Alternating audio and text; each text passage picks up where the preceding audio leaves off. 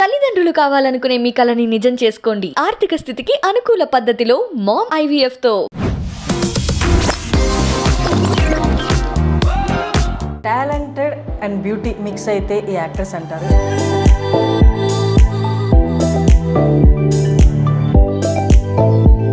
Movies like this, medical thrillers, is a rare genre, I would say. So what was your feeling while selecting this? Did you calculate all these or you just went with the script? I love watching thrillers myself and I love doing thrillers. We know about child trafficking, women trafficking, unfortunately, but skin trafficking we do not know.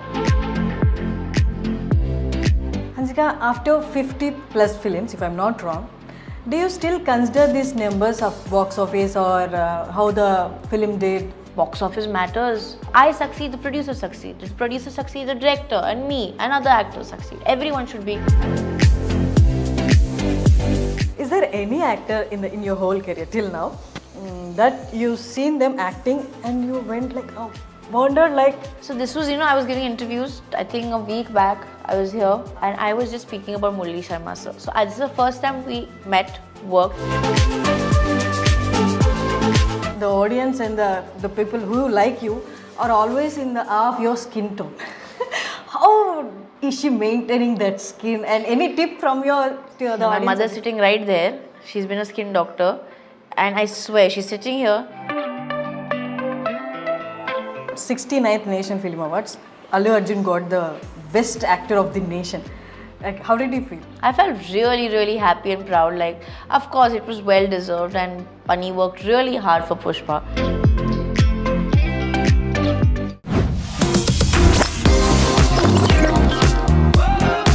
Hello, yes, welcome to iDream Media.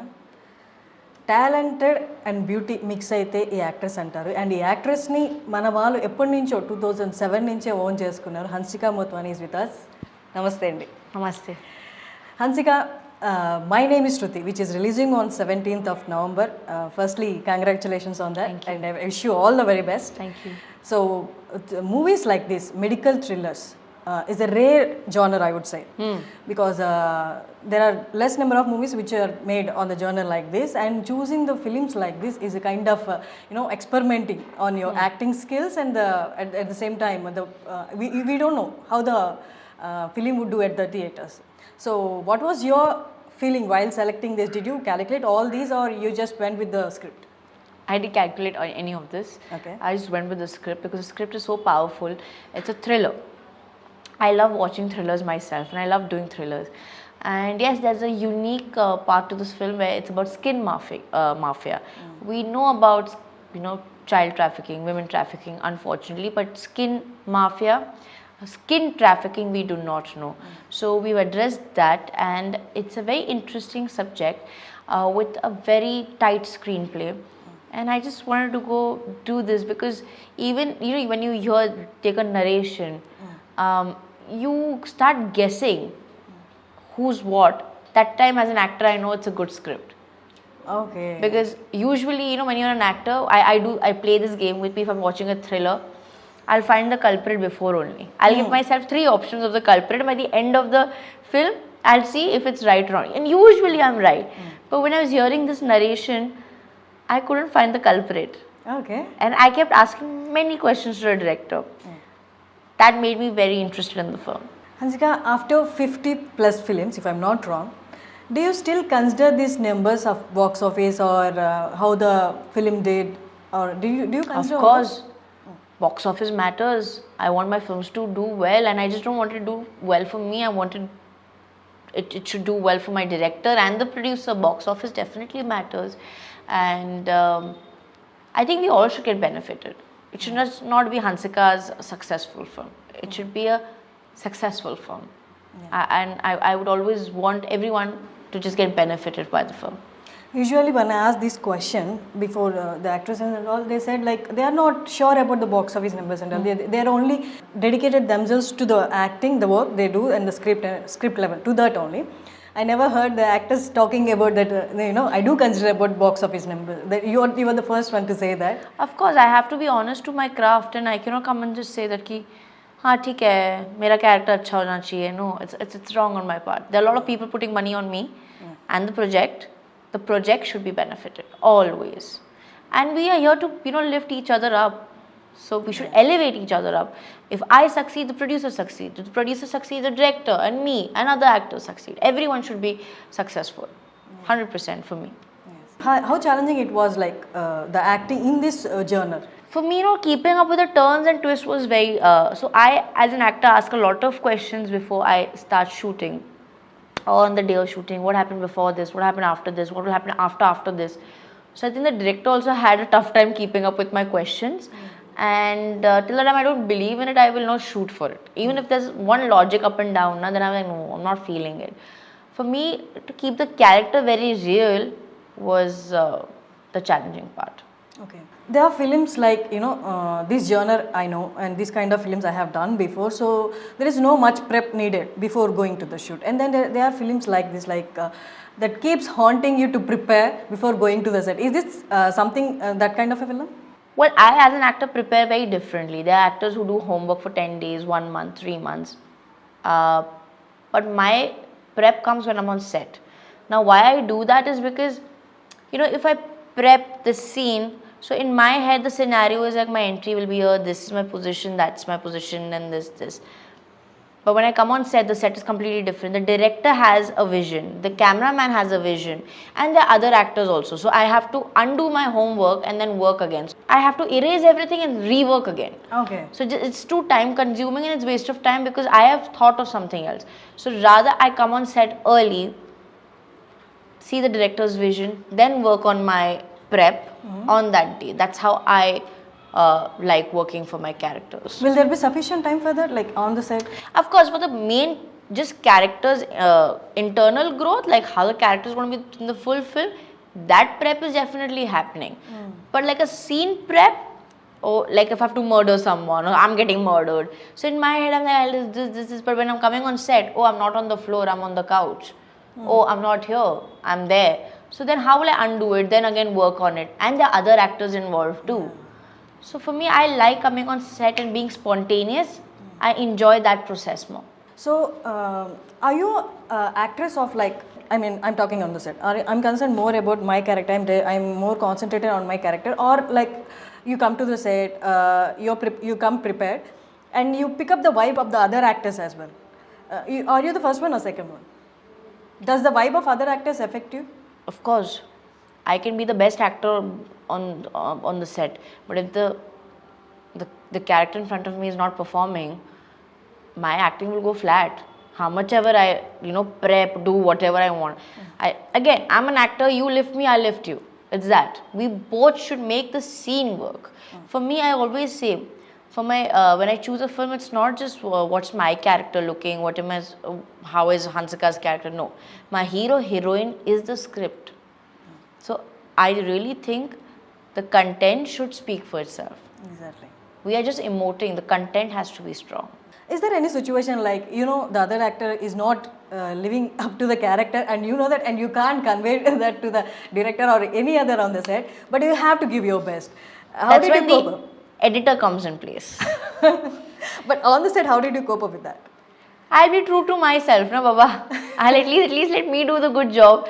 But sometimes you look at the director and I'm like, and there are times where the director also can get hype on the other actor.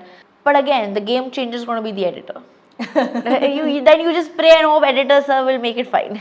So you'll find out about the editor before the starting of the No, movie. that I don't do. I don't get so much into details. I'm just like, I did my part well. Now if the other person unfortunately is not emoting well or we're not on the same level, director will figure it. Okay. Let the director do his job then. Okay. Is there any actor in your whole career till now that you've seen them acting and you went like, wondered like? So this was, I was giving interviews, I think a week back, I was here.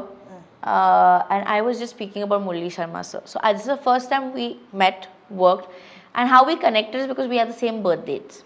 Okay. And I was like, sir, August 9th. Yes.